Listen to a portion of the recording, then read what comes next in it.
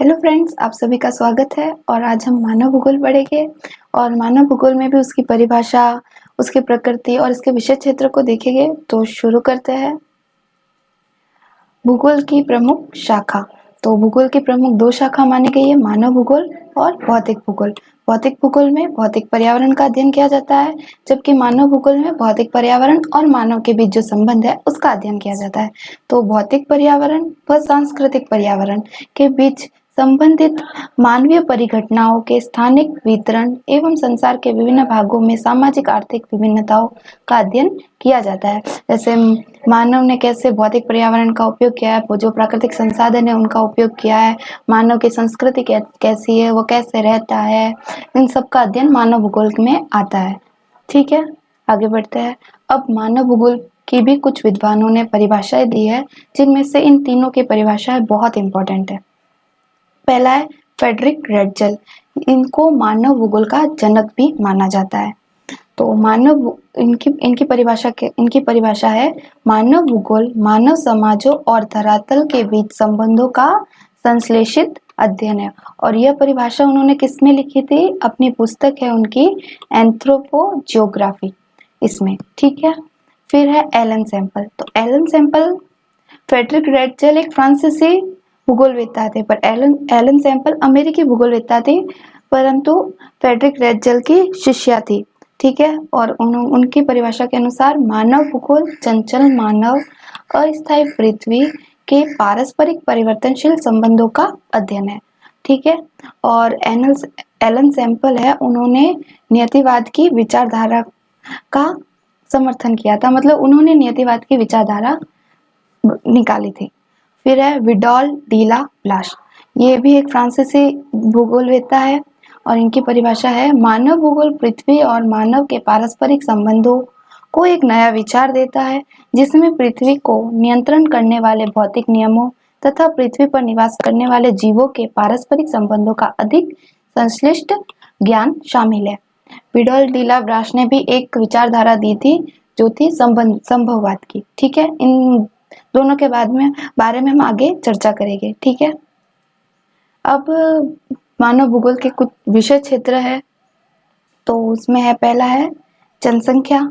तो जनसंख्या में मतलब कोई प्रदेश, तो उसमें कितनी जनसंख्या रहती है, वहां पर जनसंख्या का वितरण कितना है, किस जगह पर कितनी जनसंख्या ज्यादा है, किस जगह पर कम है, उसका जनसंख्या का घनत्व कितना है, लिंगानुपात कितना है, इन सब का अध्ययन मानव भूगोल के विषय क्षेत्र में आता है। ठीक है, फिर है प्राकृतिक वातावरण। तो कोई क्षेत्र है, उसका प्राकृतिक वातावरण कैसा है, उन सब का अध्ययन प्राकृतिक वातावरण में आ गया।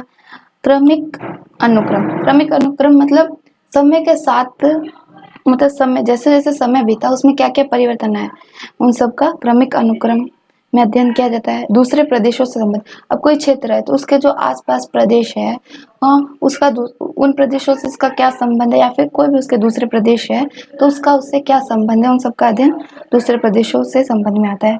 समायोजन व प्रादेशिक संगठन।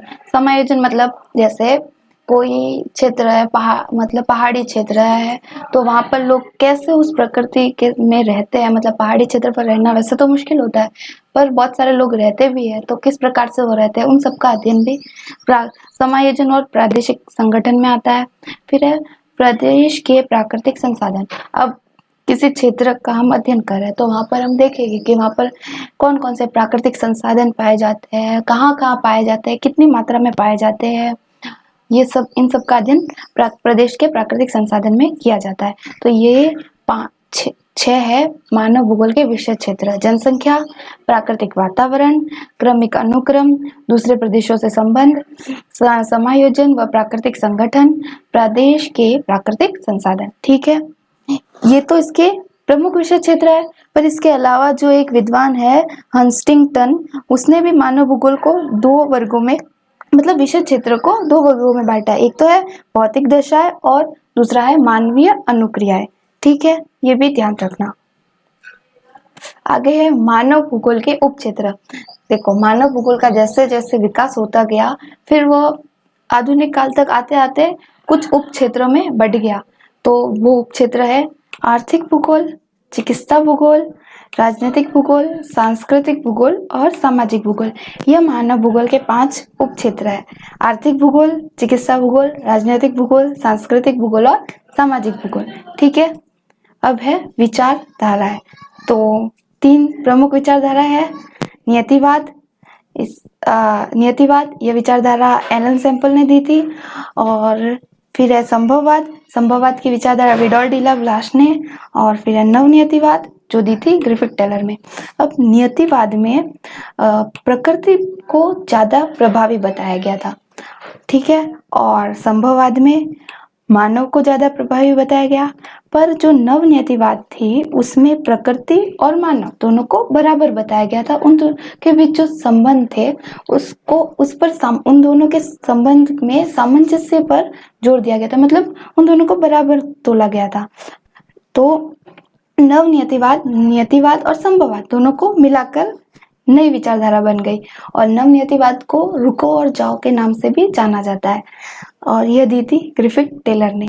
तो नियतिवाद एलन सैंपल, संभववाद विडॉल डी लाप्लास, नवनियतिवाद ग्रिफिथ टेलर। और नियतिवाद में प्रकृति को प्रभावी बताया गया, संभववाद में मानव को और नवनियतिवाद में प्रकृति प्लस मानव दोनों को बराबर बताया गया।